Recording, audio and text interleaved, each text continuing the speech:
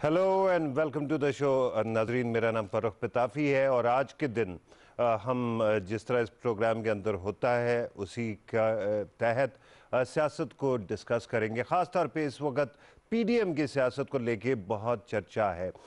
एक साइड पे तो ये है कि लगता है कि 11 पार्टियों का ये इत्तेहाद कहीं ना कहीं नफसा नफसी का निशाना बन रहा है। पीपल्स पार्टी की कल सीईसी की मीटिंग हुई मरकज़ी मजलिस आमला की, और उसके अंदर ख़ास तौर पे ये बताया गया कि वहाँ पे जो रिपोर्ट हुआ है उसके मुताबिक बहुत सारे मामलात में ये लगता है कि मुस्लिम लीग नवाज़ की तरफ से सेटअप की गई एक्सपेक्टेशंस के साथ पीपल्स पार्टी चलने को तैयार नहीं है। लेकिन बाहर कैफ ये ज़रूर कहा गया कि पीडीएम के मुताबिक ही बात को लेके चला जाएगा। तो हम आज के दिन ये भी बात करेंगे कि ये 11 पार्टियों का इत्तेहाद आगे चल पाएगा या नहीं चल पाएगा। उसके साथ साथ दो तीन इम्पॉर्टेंट मामला ये हैं कि कल ख्वाजा आसिफ जो पाकिस्तान मुस्लिम लीग नवाज़ के पार्लिमानी लीडर हैं नेशनल असम्बली में, उनको अरेस्ट कर लिया गया और उनके ऊपर इल्ज़ाम ये है कि आमदन से ज़्यादा असासे उन्होंने रखे हैं। और ख़ास तौर पे ये कहा गया कि उनका जो इकामा था 2004 से 2008 के दरमियान, उसके अंदर उसके तहत उन्होंने कंसल्टेंसी फ़ीस के तौर पे कोई 13 करोड़ के असासे बनाए हैं, कमाई की है। और जब उनसे कहा गया कि उसकी डिटेल्स दें तो वो दे नहीं पाए। ये एक मामला है जिसके ऊपर उनकी इन्वेस्टिगेशन हो रही है। दूसरी साइड पे हम देख रहे हैं कि हुकूमत की भी प्रेस कॉन्फ्रेंसेस हमारे सामने हैं जिसके अंदर ख़ास तौर पे ये मामला उजागर किया जा रहा है कि किस तरह से करप्शन के मामलात के ऊपर छूट के लिए पीडीएम को इस्तेमाल किया जा रहा है। इन तमाम चीज़ों के ऊपर बात करेंगे, देखेंगे कि आने वाले दिनों में क्या होने वाला है। सेनेट के इलेक्शंस की भी जो बात है वो चल रही है। ख़ास तौर पे आपको पता होगा एक सदारती रेफरेंस गया सुप्रीम कोर्ट में, वो भी 4 जनवरी से उसकी समाअत शुरू होनी है। लेकिन उसके अलावा भी जो इलेक्शन का माहौल है वो बनता हुआ नज़र आ रहा है। ऐसे लगता है कि पीपल्स पार्टी इलेक्शन में हिस्सा लेना चाहती है, मुस्लिम लीग नवाज़ गो के चाहती है कि वह इस्तीफ़े दे। इन तमाम चीज़ों का अहाता करेंगे जी आज के प्रोग्राम में। मेहमानों का तारुफ करा दूँ, मेरे साथ तशरीफ़ रखते हैं स्टूडियो में जावेद सदीक साहब, सीनियर एनालिस्ट हैं, कॉलमिस्ट हैं, एंकर हैं और एडिटर हैं। बहुत बहुत शुक्रिया सर तशरीफ़ लाने के लिए। हमें स्काइप पे ज्वाइन कर रहे हैं आरिफ चौधरी साहब, सीनियर कानूनदान हैं, किसी तारुफ के मोहताज नहीं। आरिफ चौधरी साहब, thank you very much sir for being part of the programme. Musarrat Jamshed Cheema साहिबा हमें ज्वाइन कर रही हैं स्काइप पे, जो कि एमपीए हैं, पाकिस्तान तहरीक इंसाफ से इनका ताल्लुक़ है, पंजाब गवर्नमेंट के साथ भी इनकी एसोसिएशन है। बहुत बहुत शुक्रिया ma'am for being part of the programme. इससे पहले कि मैं अपने स्काइप वाले मेहमानों से बात करूं जो मेरे साथ स्टूडियो में मौजूद है, जावेद सदीक साहब से उनसे पूछ लेता हूं कि इस वक्त पीडीएम का जो मामला नज़र आ रहा है, आपको लगता है कि कल हुकूमत ने ख़ास तौर पे कहा कि अब मालूम होता है कि पीडीएम ख़त्म हो गई है प्रैक्टिकली, तो ये कितना सही है?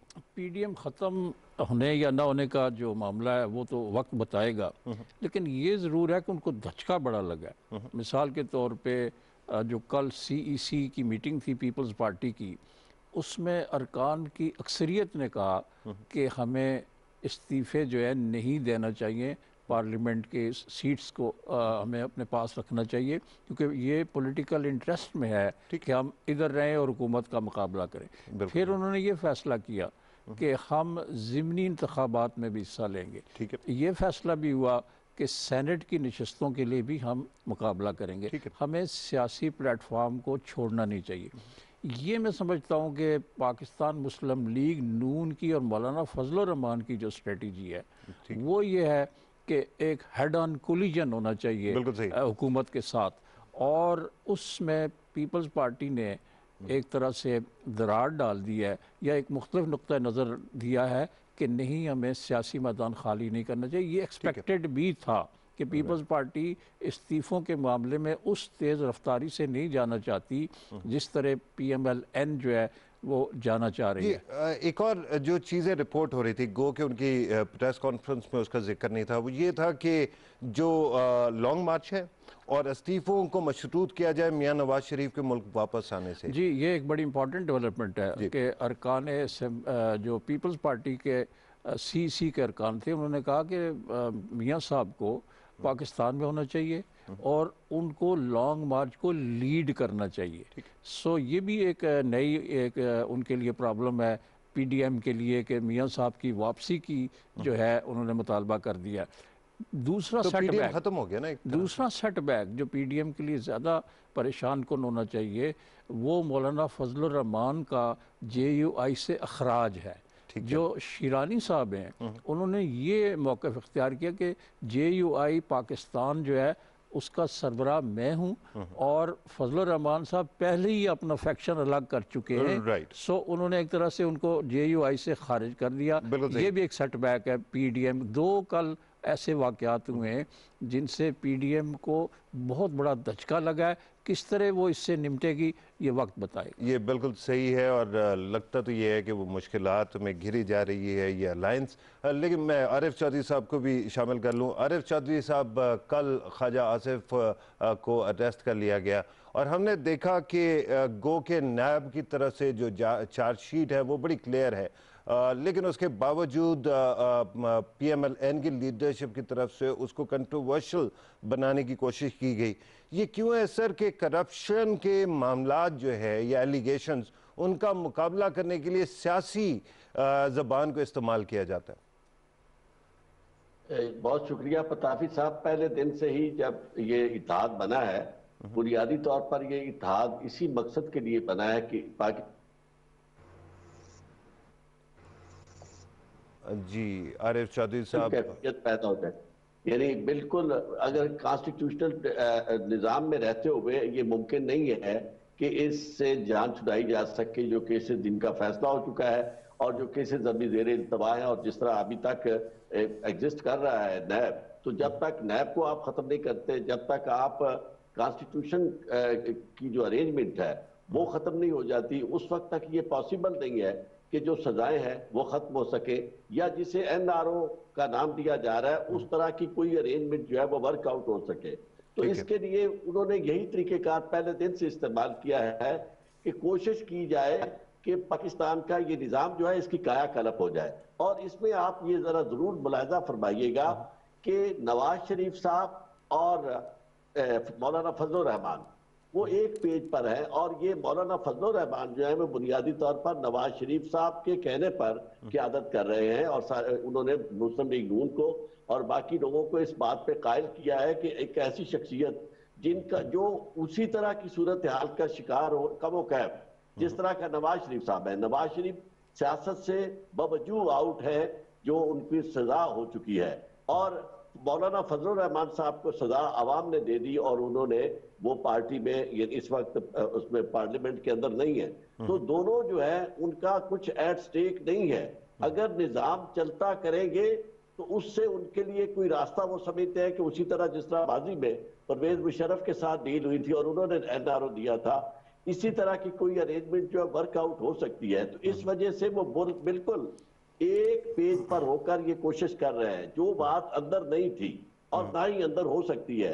पार्टी के अंदर जो है लोगों के मामला बिल्कुल और तरह के हैं। लेकिन जहां तक ये बयानिया है कि ना आप नैब को मान रहे हैं, ना आप केसेस को मान रहे हैं, ना आप गिरफ्तारियों को मान रहे हैं। यानी गिरफ्तारियों को आप कह रहे हैं कि जी हमें तो अगवा कर दिया गया है। यानी ये जुबान, ये स्टाइल, ये ऐसा हो नहीं सकता कि पाकिस्तान के अंदर या तो कवानीन सिरे से मौजूद ना हो। अगर कवानीन मौजूद है तो उसके अंदर आपके पास हल भी उसका मौजूद है, अदालतों से आपको रिलीफ भी मिलता है, आप अदालतों में जाते हैं। यानी अदालत के अंदर जाने की बजाय आप बाहर ही ये कह रहे हैं कि जनाब ये जो गिरफ्तारी है ये अगवा है।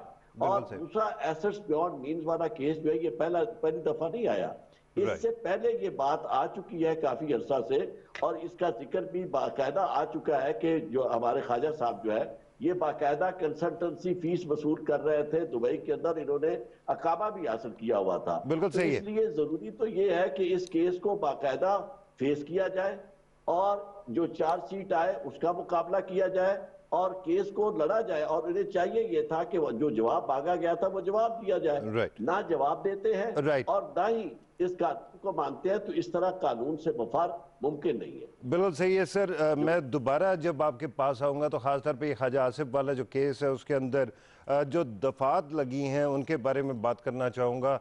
ख़ासतौर पे कहा जा रहा है कि एंटी मनी लॉन्ड्रिंग एक्ट का सेक्शन 5 और नैब ऑर्डिनेंस का सेक्शन 3 लगा है, तो उसके बारे में डिटेल में पूछूंगा, लेकिन पहले मैं शामिल कर लूँ मुसर्रत साहिबा को। मुसर्रत साहिबा, you must be listening to the discussion that was going on. अब सवाल इस वक्त ये है कि एक साइड पे तो गवर्नमेंट ये कहती है कि वो एनआरओ नहीं देगी, अकाउंटेबिलिटी के ऊपर कोई कंप्रोमाइज़ नहीं होगा। दूसरी साइड पे हमने ये भी सुना है कि पार्लियामेंट के अंदर हम डायलॉग करने को तैयार हैं, और फिर जिन साहब को अब अरेस्ट किया गया है वो पार्लियामानी लीडर हैं पार्टी के, तो आप किससे डायलॉग करेंगे? बिस्मिल्लाहिर्रहमानिर्रहीम, बहुत शुक्रिया प्रतापी साहब। बेसिकली देखें, हमने कभी भी डायलॉग का या जो रिफॉर्म्स की जिनकी ये बात बिल्कुल नहीं करते सिवाय एनआरओ के, उसमें तो कभी हमें किसी किस्म की हमने रुकावट ना डाली है, ना हम इस चीज में इंटरेस्टेड हैं। देखिए, जो चीज समझने की जरूरत है कि ये जो सो कॉल्ड ओपोजिशन की जो 11 जमातें हैं, इन्होंने जो मिलके एक पीडीएम के नाम पे गठजोड़ बनाया है, उसमें मुझे ये बताएं कि अगर ये आइन की, ये कॉन्स्टिट्यूशन की बात करते हैं, तो पार्लियामेंट का ऑपोजिशन के लिए सबसे बड़ा आईनी होता क्या है? That is opposition. आप पंजाब के ऑपोजिशन लीडर को देखें, आप नेशनल असेंबली के ऑपोजिशन को देखें, हमजा शहबाज और शहबाज शरीफ, दोनों ने ना सिर्फ रिजाइन भी नहीं किया, इसके ऊपर वो बिल्कुल बात भी नहीं करते, बल्कि जो लोग उनसे मुशावरत के लिए गए, इंक्लूडिंग बिलावल, उन्होंने उनको जो मशवरा दिया उसके मुताबिक यस्टरडे जो पीपल्स पार्टी ने अनाउंस कर दिया कि वो जा रहे हैं सेनेट के इलेक्शन में। तो जो इम्पोर्टेंट चीज है वो समझने की ये है कि ये दो शख्सियात, जिसमें मरियम और मौलाना फजलुर रहमान, दोनों आउट हैं, दोनों इस वक्त यूनियन काउंसिल के काउंसलर भी नहीं है। राइट तो अब ये सारा ड्रामा इन्हीं का रचाया हुआ, बिल्कुल सही, सिस्टम को डीरेल किया जाए। और उन्होंने पहले पीडीएम, उसके बाद जिस तरह से डिस्ट्रक्शन मूवमेंट ने जो बयानिया दिया, तो बिल्कुल सही है, बयानिया तो इम्पोर्टेंट है, लेकिन एक मामला मुसर्रत साहबा ये है ना कि इस वक्त जो पाकिस्तान के, आपने ख़ास तौर पे 2 असम्बलियों की बात की, नेशनल असम्बली और पंजाब की असम्बली, दोनों हंग पार्लियामेंट्स हैं, और उसके अंदर ज़ाहिरी बात है कि अगर आपने लॉ मेकिंग करनी है तो you have to take the opposition along. अब सवाल इस वक्त ये पैदा होता है कि जो लीडरान जिनसे आपने बात करनी थी, डिबेट नेगोशिएट करना था, चाहे वह शहबाज शरीफ हो, ख्वाजा आसिफ हो, दीगर लोग हों, तो वो तो जेल में है, फिर आप किससे बात करेंगे? सवाल ये पैदा होता है। देखिए, मैं अर्ज कर रही हूँ, जो अकाउंटेबिलिटी का प्रोसेस है, जो आपके इदारे हैं, वो अपना प्रोसेस जारी रखेंगे, लेकिन ये याद रखें कि जब पूरी ऑपोजिशन की बात आती है या गवर्नमेंट के लोगों की बात आती है, तो किसी एक शख्स के ऊपर तो डायलॉग डिपेंड नहीं करता। और बिल्खुसूस जिन 2 शख्सियात की आप बात कर रहे हैं, तो मरियम ने जिस तरह से पार्टी को टेक ओवर किया है, कू किया है, तो वो तो किसी और की बात मानने को तैयार नहीं है। इंपॉर्टेंट चीज ये है कि इस पार्टी को, नून को इन्फ्लुएंस कर रहा है नवाज शरीफ बाहर बैठ के अपनी बेटी के थ्रू, तो वो तो कहते हैं कि हमने डायलॉग किसी से भी नहीं करना, प्राइम मिनिस्टर से तो बिल्कुल नहीं करना, सियासी जमातों से भी नहीं करना, हमने करना है सिलेक्टर से। हमारे हिसाब से सिलेक्टर अवाम है, उनके हिसाब से सिलेक्टर कोई और है, और उनको वो सारा दिन चौकों में, जिस तरह मैं कहती हूँ कि मुझे समझ नहीं आती कि इससे ज्यादा किसी भी सियासी जमात की बदकिस्मती क्या हो सकती है कि ये इतनी इमेच्योर खातून जो सुबह उठती हैं डिस्ट्रक्शन के अलावा, और वो सीधा सीधा अपनी पार्टी को हर वक्त तबाह बर्बाद करने पे तुली हुई है। मसलन आप मुझे ये बताएं कि जिस तरह इन्होंने वो स्पीच की, इमोशनल, देखें सियासत बिल्कुल सही है मुसर्रत साहबा, हम ये भी बात करेंगे, हम ये भी बिल्कुल बात करेंगे कि पॉलिटिकल पार्टीज़ के दरमियान उनके अंदर क्या कितनी फूट है। ख़ास तौर पे मुस्लिम लीग नवाज़ का तो ये कहा जाता है कि उसके अंदर 2 धड़े बने हुए, शहबाज शरीफ और मरियम नवाज़ के। लेकिन इन तमाम बातों को आगे लेके चलेंगे after this short break. Take a break.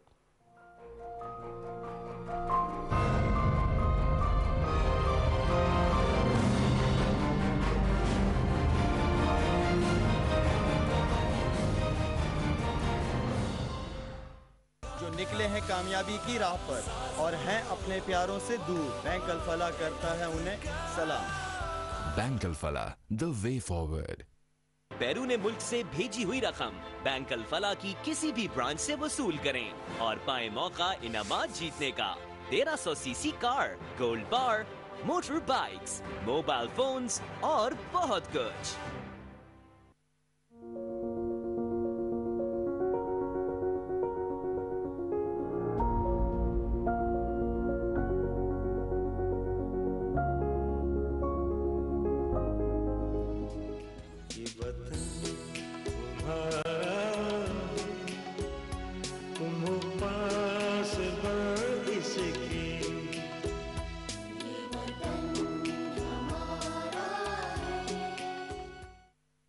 बैरून मुल्क से भेजी हुई रकम बैंक अल फलाह की किसी भी ब्रांच से वसूल करें और पाएं मौका इनामात जीतने का। 1300 सीसी कार, गोल्ड बार, मोटर बाइक्स, मोबाइल फोन्स और बहुत कुछ।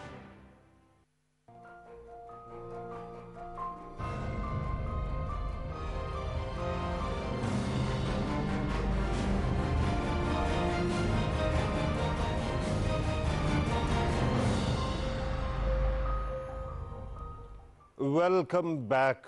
ब्रेक पे जाने से पहले हम बात कर रहे थे कि क्या क्या मसाइल हैं जिसके ऊपर डिबेट हो सकती है और क्या डायलॉग का कोई इम्कान मौजूद है, और साथ साथ हमने सवाल एक उठाया था जाते जाते कि ये जो पॉलिटिकल पार्टीज़ हैं, ख़ासतौर पे मुस्लिम लीग नवाज़, उसके अंदर से भी आवाज़ें कहीं कहीं आ रही हैं कि शायद एक साइड पे जो है पीडीएम की बात की जाती है, दूसरी साइड पे अंदर भी इत्तेहाद मौजूद नहीं है। उसकी एक मिसाल ये है कि 2 MNAs के इस्तीफ़े पहुंच गए स्पीकर नेशनल असम्बली के पास, और उसके बाद वो दोनों साहिबान कहते हैं कि जाली इस्तीफ़े हैं, सोशल मीडिया से उठाए गए। और दूसरी साइड पे मौलाना फजल रहमान की पार्टी जो है उसके अंदर भी टूट फूट हमारे सामने है।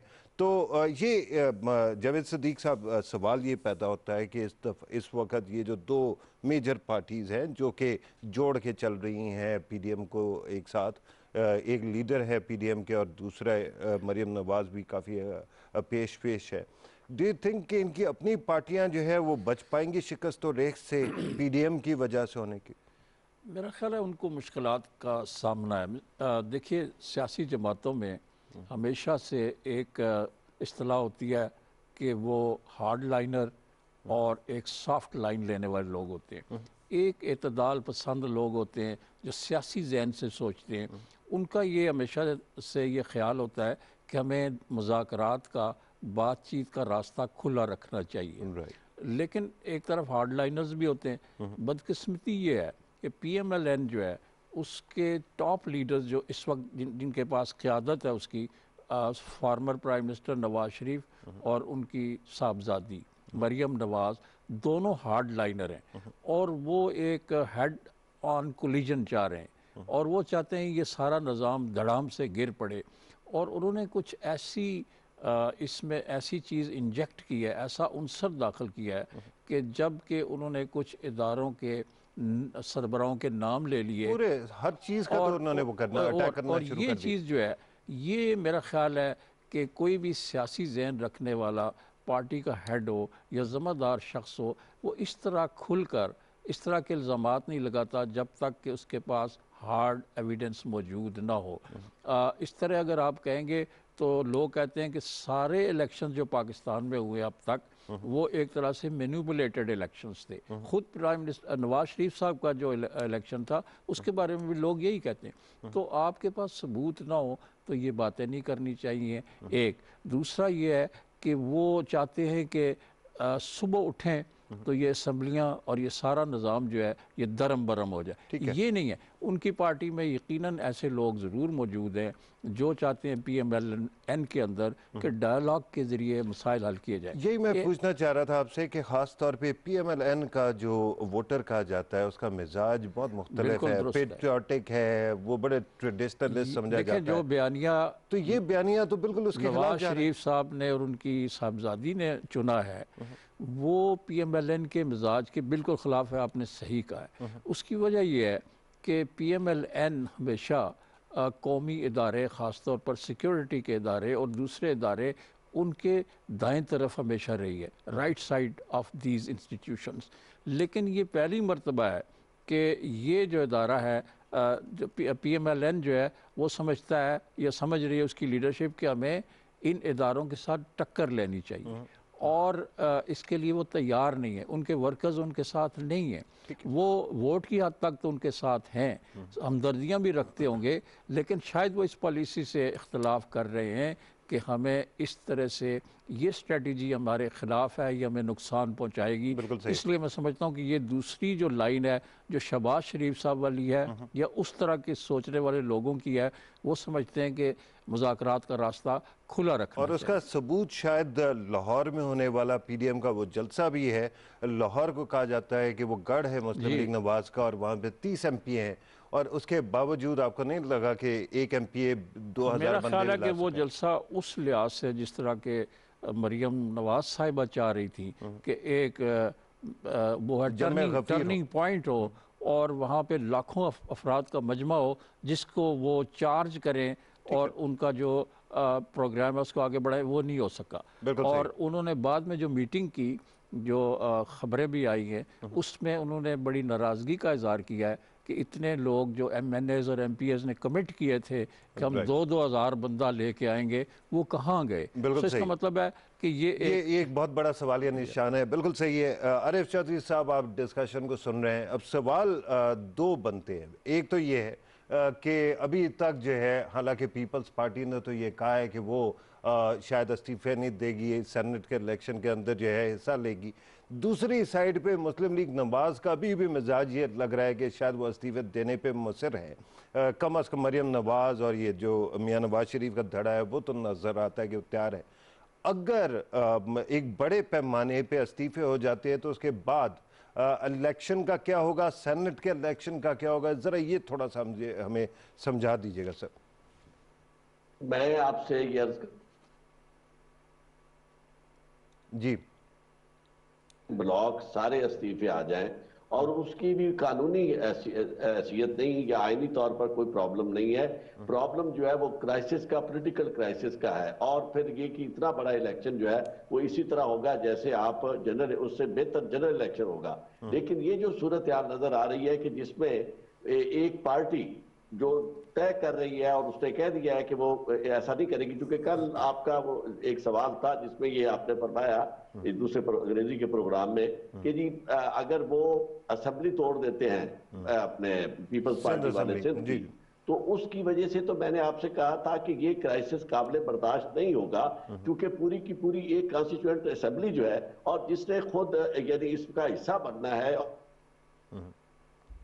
जिस बगैर ये इलेक्शन मुकम्मल नहीं होते, उसके इस तरह गायब हो जाने से तो फिर बहुत बड़ा क्राइसिस है। लेकिन इस सूरत हाल में अगर जितनी पे इस्तीफे आ जाए उससे इलेक्शन मुतासर नहीं होगा, बल्कि बेनिफिट होगा इसको इनकम्बेंट्स को, और नुकसान होगा जो बाहर रह जाएंगे, क्योंकि उनकी जगह लोग और दूसरे आ जाएंगे और अभी 2.5 साल मौजूद हैं। तो इसलिए मैं समझता हूं कि इतना बड़ा नुकसान शायद बर्दाश्त करने का कोई भी हौसला ना रखता हो। लिहाजा ये बिल्कुल सबको रखनी चाहिए कि सेनेट के इलेक्शन बिल्कुल अपने वक्त पर होंगे और पार्टीज उसमें हिस्सा लेगी। और ये जिस तरह की आपने सही फरमाया कि खासतौर पे अगर सिंध असेंबली नहीं टूटती तो इलेक्टोरल कॉलेज तो रहता है और उसके होते हुए फिर इलेक्शन हो जाएंगे।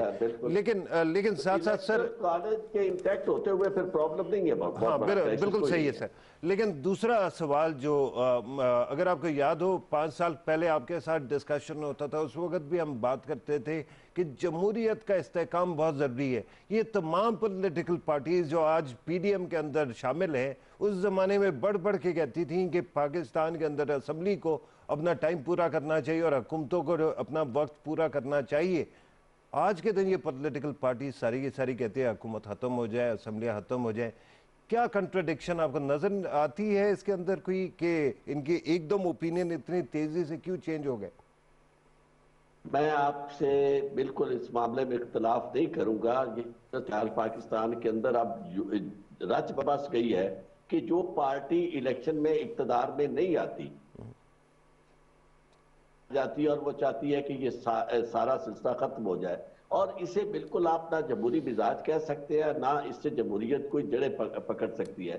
अभी तक आप देखेंगे पाकिस्तान में जब ये गवर्नमेंट आई है, इससे पहले भी हालात जो इस पार्टी ने पैदा किए वो भी सबको मालूम है कि जिस तरह सिचुएशन थी, धरना था, हालात बहुत ज्यादा काबू से बाहर थे और सिस्टम कुछ चल नहीं रहा था।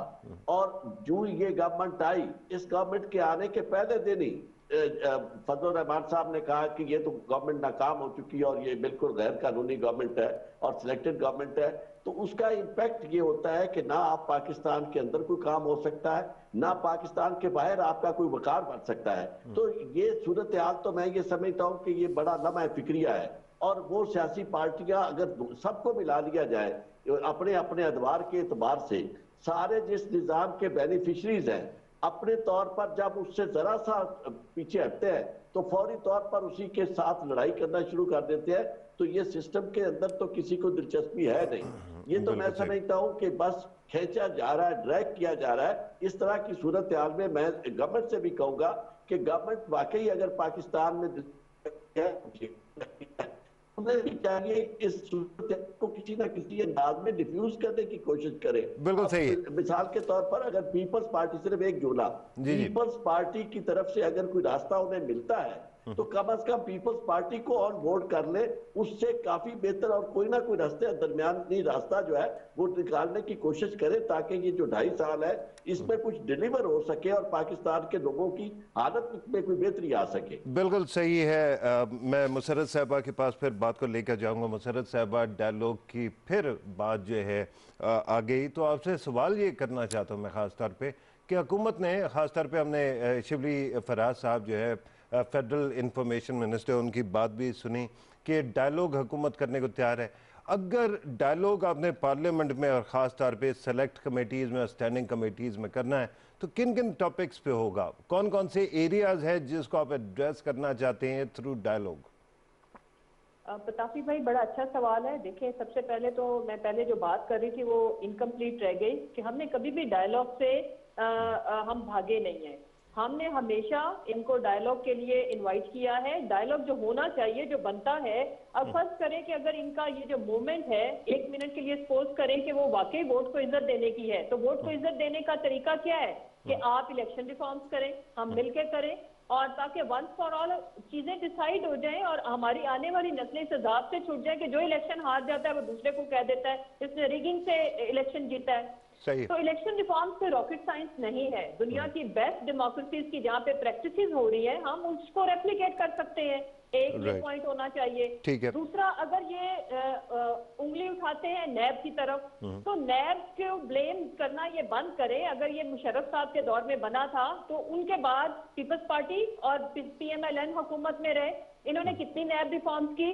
फिर ये जिन केसेस की बात करते हैं, मुझे ये बताएं कि इनमें से कितने परसेंटेजेस होगी केसेस की जो नए बने हैं या जो हमने बनाए हैं। ये वही केसेस हैं जो हमारे से पहले बने और दोनों जमातें एक दूसरे के खिलाफ बनाती रहीं, और फिर उसके बाद एक पनामा वाला जो इंसिडेंट हुआ, उसके बाद आपको पता है कि तमाम आपके मुल्क के इदारे इनसे मनी ट्रेल, इनसे एविडेंस मांग के रह गए, लेकिन उनके जवाब में निकलता क्या था? कभी कतरी लेटर, कभी कैबलरी फॉन्ट, और उसके बाद जो तमाशे इन्होंने किया कि अगर नैब बुलाता है इनको तो ये आके पत्थर लेके उन पे अटैक करते हैं। अभी आज की आप जो हम बात कर रहे हैं ख्वाजा आसिफ साहब की, आपको क्या लगता है कि वो वाकई किडनैप हुए? और अगर वो किडनैप हुए हैं तो फिर तो इस मुल्क में मेरा नहीं ख्याल कि फिर बाकी जो छोटे छोटे जराइम के लिए जो जिन लोगों को कानून हरकत में आता है, पकड़ता है, तो फिर तो सारा ये जंगल का कानून है अकॉर्डिंग बिल्कुल सही है, बिल्कुल सही है। और ये समझ आ गया। जहाँ तक मुसर्रत साहबा, जहाँ तक आपने कहा ना खास तौर पे कि अगवा वाली बात, तो वो तो हमें वीडियोस हमने देख ली है, उसके अंदर तो वो खुद चल के जा रहे हैं और कोई मसला नहीं है, और अरेस्ट का बहरहाल उसके अंदर इशू है। लेकिन अब सवाल जो आपने दो उठाए हैं ना, आपने कहा कि इलेक्शन रिफॉर्म के ऊपर डायलॉग हो सकता है और नैब लॉ के ऊपर भी डायलॉग हो सकता है। आपने जब FATF के कवानीन के ऊपर बात चल रही थी तो उसके अंदर नैब के अंदर रिफॉर्म की बड़ी बातें हुई थी, सुना था, और वो हुकूमत ने पब्लिक भी कर दी डिटेल्स के क्या क्या डिमांड्स आई थी। तो ये तो अगर आप वाकई नैब लॉज को छेड़ने जाते हैं तो फिर ये NRO ही नहीं बन जाएगा? जी फताफी साहब, मैं अर्ज करूं, रिफॉर्म्स में रियल सेंस में कह रही, जिनकी रिक्वायरमेंट है, जिनकी जरूरत है, जैसे जुडिशरी रिफॉर्म्स, आपके जुडिशियल सिस्टम के अंदर स्पीडी जस्टिस होना चाहिए, इतना लंबा डिले, फिर उसके बाद bureaucracy reforms, educational reforms, institutional reforms, जिसमें सारे इंस्टीट्यूशंस आते हैं। लेकिन जो इसमें जो मज़हका की सिचुएशन बनी, जब हमने रिफॉर्म्स की बात की तो ले दे के जो इन्होंने रिफॉर्म्स, आपको भी पता है 34 जो इन्होंने रिफॉर्म्स पेश की थी, वो इतना आइडियल किस्म का NRO था, उसमें कहीं इलेक्शन रिफॉर्म्स की कोई खास बात नहीं थी। कहीं इन्होंने बाकी जो मुल्क के इदारे थे उनको ही कोई बात नहीं हुई। क्या हुआ कि जी मनी लॉन्ड्रिंग को जुर्म करार नहीं देना चाहिए, 1 अरब से के लगभग के जो केसेस हैं वो नैब में नहीं जाने चाहिए। उसके बाद अगर जब तक किसी भी केस का फैसला ना हो जाए ना अहल नहीं करार दिया जाना चाहिए, और अगर ना अहल हो तो सिर्फ 5 साल के लिए हो। आप मुझे ये बताएं। और फिर एक और कि जो 99 से जो है ना इसकी अमल दरामद किया जाए ताकि वो जो शुगर मिल थी, चौधरी शुगर मिल, वो उसमें से उसको एग्जिट मिल जाए, फायदा उठा ले। उसके अलावा इट वाज अ जबरदस्त आइडियल टेलर मेड एनआरओ जिसमें हर पार्टी अपने अपने लेवल का जो जिस चक्कर में फंस रहा था वो उससे उन्होंने एग्जिट मांगा हुआ था। सीधा सीधा। So very quickly just to clarify the matter, आप कह रही हैं कि नैब लॉज के ऊपर कोई डायलॉग नहीं होगा?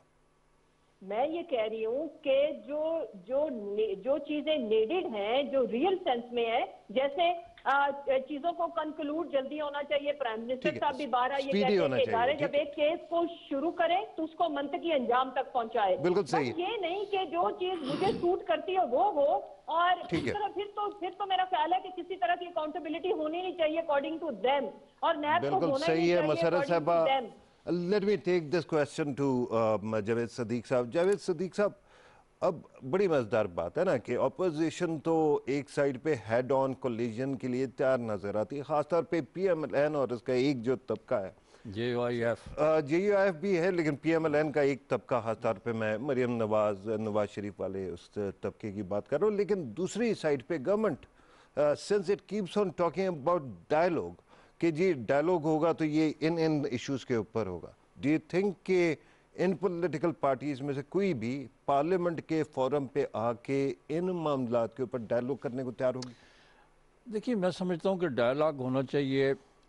तमाम जो सिस्टम है, पॉलिटिकल सिस्टम, उसकी जो खराबियाँ हैं, उनकी जो उसके अंदर जो नकाइस हैं उनको दूर करने के लिए। मिसाल के तौर पे इलेक्शन कमीशन जो है उसको बाख्तियार बनाना, इंडिपेंडेंट, और उसको ऑटोनमस बनाना, ये हमेशा से हमारी डिमांड रही, इन्हीं जमातों की रही कि इसको इंडिपेंडेंट ऑटोनमस बनाए और माली लिहाज से भी इसको खुद मुख्तार बनाया जाए। और ये एफर्ट पहले हुई है, और अब जो चीफ इलेक्शन कमिश्नर है वो अपोजिशन और प्राइम मिनिस्टर, अपोजिशन लीडर और प्राइम मिनिस्टर की बाहमी मशावरत से बनता है। बिल्कुल सही। अच्छा, नैब का सरबराह भी दोनों की, यानी प्राइम मिनिस्टर और अपोजिशन लीडर की मंशा और उनकी कंसल्टेशन से बनता है। ठीक है। लेकिन जब ये पीपल्स पार्टी और पीएमएलएन दोनों ने 5-5 साल गुजारे हैं, नैब भी मौजूद था, इस इदारे के बारे में ये कहा जाता रहा कि जी इसमें तरमीम होनी चाहिए लॉ में, ड्राफ्ट्स भी बने, डिस्कशंस हुई, कमेटियां बनी, टेबल नहीं हुए। Unfortunately they didn't move. हाँ, टेबल नहीं हुई। बिल्कुल सही, टेबल नहीं हुआ। लेकिन मेरा सवाल जो है ना, एक तो आपने कह दिया कि इलेक्शन कमीशन को खुद मुख्तार होना चाहिए, ताकतवर होना चाहिए। अब बात यह है कि जब से हमने हुकूमतें देखी हैं, खासतौर पर मुशर्रफ साहब के बाद से बार बार कहा जाता है कि हम रिफॉर्म कर रहे हैं और इसके लिए कवानीन भी आते हैं।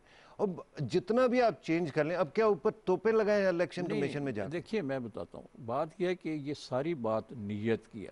हमारा जो पॉलिटिकल सिस्टम इस वक्त पिछले 15, 20, 25 साल से चल रहा है, ख़ास तौर पर ज़ियाउल हक साहब के दौर के बाद, ठीक है, उसमें सारे का सारा सिस्टम जो है वो करप्ट कर दिया गया है, और it revolves around the personal interest and unfortunately politics, और जो माली मफादात हैं उनको इकट्ठा कर देगा। ये जो आजकल नैब बुलाता है कि आपके एसेट्स बियॉन्ड योर मीन्स हैं, तो आप किसी भी रुकन असेंबली को उठा लें जिसने 15-20 साल पिछले असेंबली के मेंबरशिप रही है उनके पास, वो ये नहीं साबित कर सकेंगे कि उनके जो एसेट्स हैं वो सही तरीके से, हलाल के तरीके से, जायज़ तरीके से उन्होंने बनाए हैं। It is very difficult for them. और ये ख्वाजा आसिफ का तो खासतौर पे ये है ना कि 1991 में उनके असासे दिखाए जाते 51 लाख, क्योंकि जो फिर उसके बाद अब जो है वो 22 करोड़ से ऊपर हो गए। अच्छा, जो पॉलिटिकल कल्चर पीपल्स पार्टी और पीएमएलएन ने पिछले 25-30 साल में डेवलप किया है, उसकी बुनियाद ही ये है कि अपने ज़ाती और माली मफादात को तहफ़्फ़ुज़ देना और फ़रोग़ देना। अब इसमें एक बात और है कि जब इलेक्शंस लड़े जाते हैं तो हर इलेक्शन MNA का, नेशनल असम्बली का इलेक्शन जो है, उस पर 10 करोड़, कहीं पर 12 करोड़, कहीं 15 करोड़ रुपया कैंडिडेट को लगाना पड़ता है। प्रोविंशियल असम्बली में भी यही है।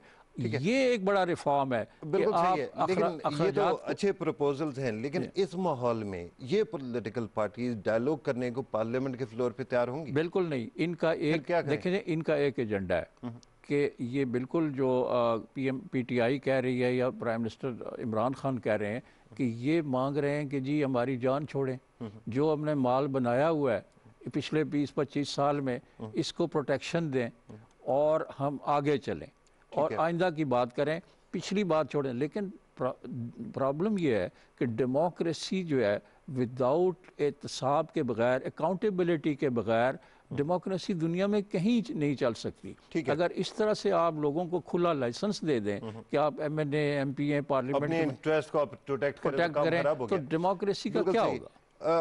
इसका मतलब ये हुआ कि अगर ये डायलॉग नहीं करेंगे तो हुकूमत के लिए बेहतर होगा let this entire thing play out, कि अगर वो जो है प्रोटेस्ट करना चाहते करके देख लो भाई, उसके बाद डायलॉग पे आ ये है। लेकिन मैं समझता हूँ कि जो इन्होंने अपना ऑब्जेक्टिव रखे हुए ना सियासी, उनके अंदर इन्हें एक बनाना चाहिए था पूरा कि क्या एजेंडा हो। मिसाल के तौर पे पॉलिटिकल रिफॉर्म्स भी हों, नैब के रिफॉर्म्स भी हों, और बाकी जो चीज़ें हैं करप्शन के खात्मे के लिए भी ये पार्टियां कुछ लेके आती तजावीज़, लेकिन अनफॉर्चुनेटली लगता है कि इनका एक ही एजेंडा है कि हमारी जान छोड़ी जाए। बिल्कुल सही है। आरिफ चौधरी साहब, इस वक्त जो है हम बात कर रहे हैं ख़ासतौर पे उन पार्टीज़ की जो कहती हैं हमें कि मुल्क के अंदर जमहूरियत नहीं है सही मानों में, और जमहूरियत होनी चाहिए, हालांकि एक इलेक्टेड गवर्नमेंट को गिराने की कोशिश कर रहे हैं। दूसरी साइड पे इन पॉलिटिकल पार्टीज़ के अंदर आप देखें तो सारों के अंदर मौरूसी सियासत है, जमहूरियत वहाँ भी नहीं है। अब इन दोनों चीज़ों को आप रिकनसाइल कैसे करेंगे? और फिर ये पॉलिटिकल पार्टीज जब बात करती हैं जमहूरियत की, तो आपको लगता है कि जस्टिफाइड है उनका जमहूरियत के ऊपर कमेंट करना? ताफी साहब, आप ये तो सुनते ही रह रहे हैं ना कि जी एक ग्रैंड डायलॉग हो, और उस ग्रैंड डायलॉग में जनाब सारे स्टेक होल्डर्स शामिल हो।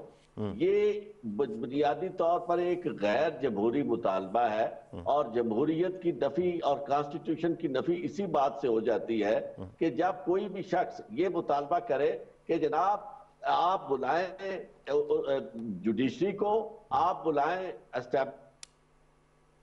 ठीक है जी। आरिफ चौधरी साहब, क्या तय करे?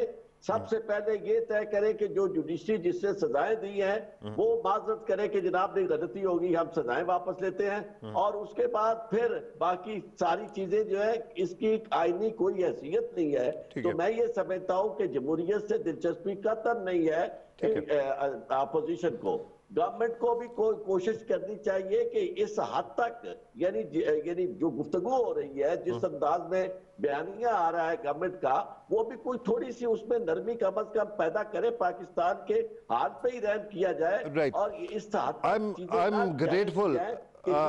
मैं मशकूर हूँ आरिफ चौधरी साहब, स्क्वायर वन पे पहुंच जाए। आरिफ चौधरी साहब, मैं मशकूर हूँ कि आपने खासतौर पे ग्रैंड नेशनल डायलॉग की भी बात कर दी, क्योंकि ये एक टर्म है जो कि बार बार हम सुन रहे हैं। पहले रजा रब्बानी साहब से सुनी, फिर फॉर्मर CJP से भी सुनी, आजकल फिर इसका जिक्र आ रहा है।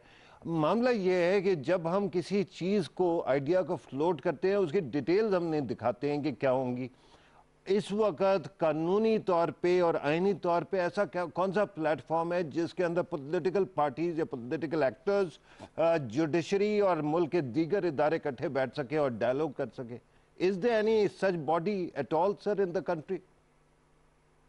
आइन के अंदर इसकी कतन कोई गुंजाइश नहीं है। आइन के अंदर जो ट्राइकोटोमी ऑफ पावर्स का तस्वर है वो बिल्कुल यही है कि जुडिशरी का काम बिल्कुल इंडिपेंडेंटली फैसले करना है, एग्जीक्यूटिव का काम एग्जीक्यूट करना है पार्लियामेंट के फैसलों को, और पार्लियामेंट का काम है कानून साजी करना। और अब इनमें कानून साजी अगर उन्होंने करनी है, नैब के बारे में करनी है, तो पार्लियामेंट के अंदर करनी होगी। अगर किसी को जुर्म दिया, ये भी इख्तियार उनके पास, पार्लियामेंट के पास है। कॉन्स्टिट्यूशन में अमेंडमेंट करनी है तो ये भी उनके पास इख्तियार है। इस कॉन्स्टिट्यूशन के अनअमेंडेड हालत में रहते हुए इसकी कतई कोई गुंजाइश नहीं है। और इस तरह का मुतालबा करने का मतलब यह है कि आप अपनी अदलिया को भी, इदारों को भी बेतौकीर कर रहे हैं और ये तासुर दे रहे हैं कि ये जो जनाब आपने केसेस चलाए और ये जो हमें सजाएं हुई वो उनकी कोई कानूनी हैसियत नहीं है, यानी ना आइन की कोई हैसियत है ना कानून की कोई हैसियत है।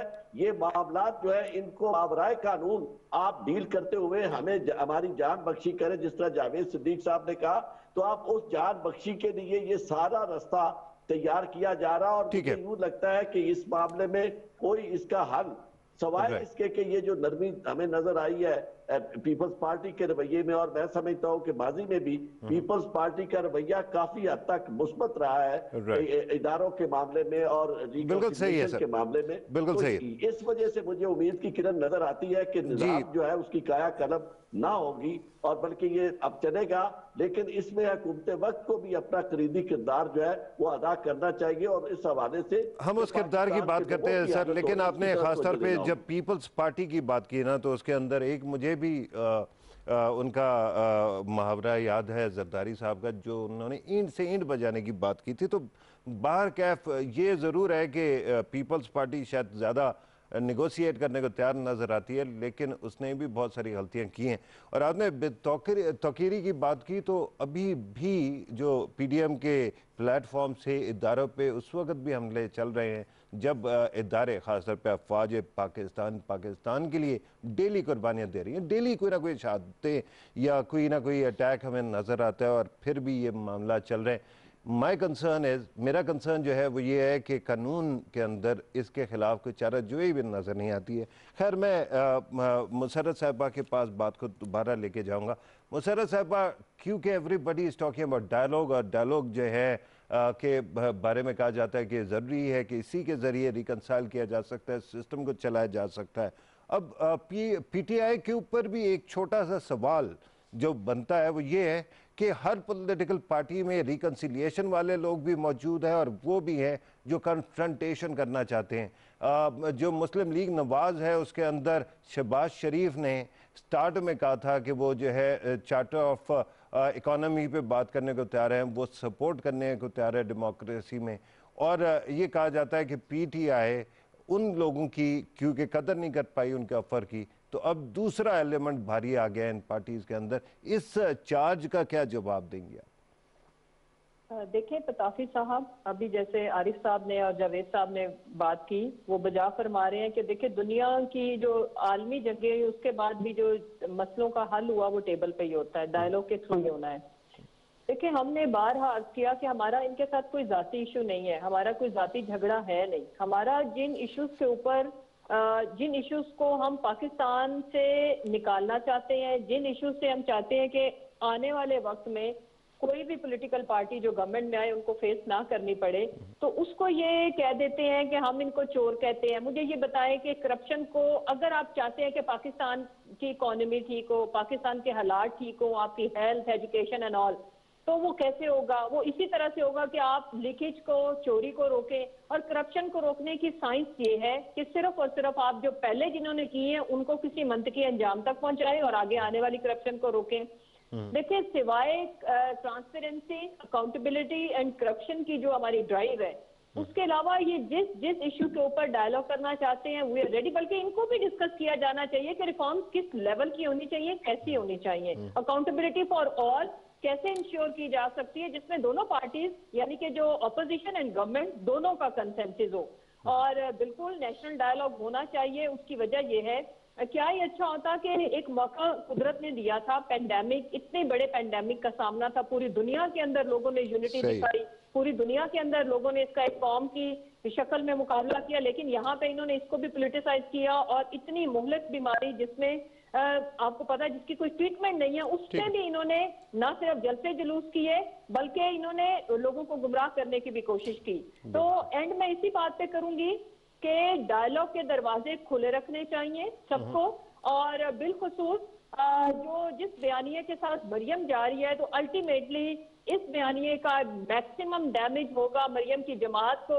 ऑलरेडी वो बहुत नुकसान कर चुकी है। आगे भी अगर इस पार्टी में जो जीरो लोग हैं, अगर उन्हें आगे पॉलिटिक्स करनी है, उन्हें वापस अवाम की अदालत में जाना है, तो उन्हें इस बयानिए से अपने आप को डिस्टेंस करना होगा। डिस्टेंस करके ये कोई हमें सजेशन दे दें कि इस वे में डायलॉग होना चाहिए, और डायलॉग के दरवाजे हमने कभी बिल्कुल सही है। मुशर्रत साहबा, आई एम टोल्ड कि हमारे पास टाइम ज़रा कम है, तो मैं सारे मेहमानों को कहूँगा कंक्लूजन कर दीजिए, लेकिन साथ साथ वन लाइनर कीजिएगा सर, वेरी क्विकली। मैं समझता हूँ कि ये तमाम बातें जो इस वक्त हो रही हैं हुकूमत और अपोजिशन के दरमियान, जो एक कशीदगी है और ये सारा कुछ है, इसका अल्टीमेट सोल्यूशन डायलॉग है। लेकिन डायलॉग के लिए अपोजिशन को माजी में वो पोजीशन ये करती रही है कि अपना एजेंडा देती रही है। अब एजेंडे में जो अगर आप ग्रैंड नेशनल डायलॉग की बात करते हैं, तो उसमें सियासत भी है, उसमें अदालती निज़ाम भी है, उसमें इकॉनमी भी है, उसमें सारे सेक्टर्स ऑफ लाइफ, ये सारे सेगमेंट पार्लियामेंट में हो सकता है। तो इसका मतलब ये है कि बहुत सारे इदारों जिनके बारे में बात हो रही होगी वो खुद रिप्रेजेंटेड नहीं होंगे। नहीं, लेकिन उनका मसलन हमारे पास दफाई उमूर से मुतल्लिक यानी हमारे वजीर दफा मौजूद है, उनके थ्रू हो सकता है। बिल्कुल सही। लेकिन मैं समझता हूँ कि डायलॉग के लिए all pervading, all embracing dialogue होना चाहिए। ये नहीं हो कि सिलेक्टिव चीज़ों पर डायलॉग होना चाहिए। बिल्कुल सही है। आरिफ चौधरी साहब, very quickly your conclusion as well sir. मेरी राय तो बिल्कुल यही है कि इस मामले में डायलॉग से ज्यादा बेहतर काम जो होगा, हर इदारा अपना अपना काम करे, और हुकूमत को चाहिए कि वो भी अपना काम करे। उसका काम एज अपोजिशन के साथ जुमलाबाजी नहीं है, और उसके लिए नई से नई इस्तिलाहें तैयार करना नहीं है, बल्कि हुकूमत वक्त को चाहिए कि जो पाकिस्तान के हालात हैं, अगर उसको बेहतर करने में वो अपना किरदार अदा करेगी, तो अपोजिशन के ये इख्तलाफात अपोजिशन को खुद ही ले डूबेंगे। राइट, बिल्कुल सही है आरिफ चौधरी साहब। बिल्कुल टाइम खत्म हो गया, मुझे बताया जा रहा है। मुशर्रत साहबा आपके पास आना था, लेकिन आपने बात को पहले ही कंक्लूड कर दिया था, तो I am told that we have to conclude the programme here. Musarrat Jamshed Cheema साहबा, thank you very much for being part of the programme. Javed Siddique साहब, आपका बहुत बहुत शुक्रिया, और आरिफ चौधरी साहब आपका भी। ख़वातीन हज़रात, आपने आज का डिस्कशन सुना। मामला ये है कि अगर जमहूरियत की बात करनी है, तो फिर जमहूरियत का कोई अमलदारी भी आपको दिखानी पड़ेगी। You will have to walk the walk while talking the talk, और वो हमें नज़र नहीं आता अपोजिशन पार्टीज़ के दरमियान। Let us hope in coming days कुछ थोड़े से हालात बेहतर हो। ये था आज का प्रोग्राम। इंशाल्लाह अगले प्रोग्राम में मुलाकात होगी। इजाज़त दीजिए, अल्लाह हाफ़िज़।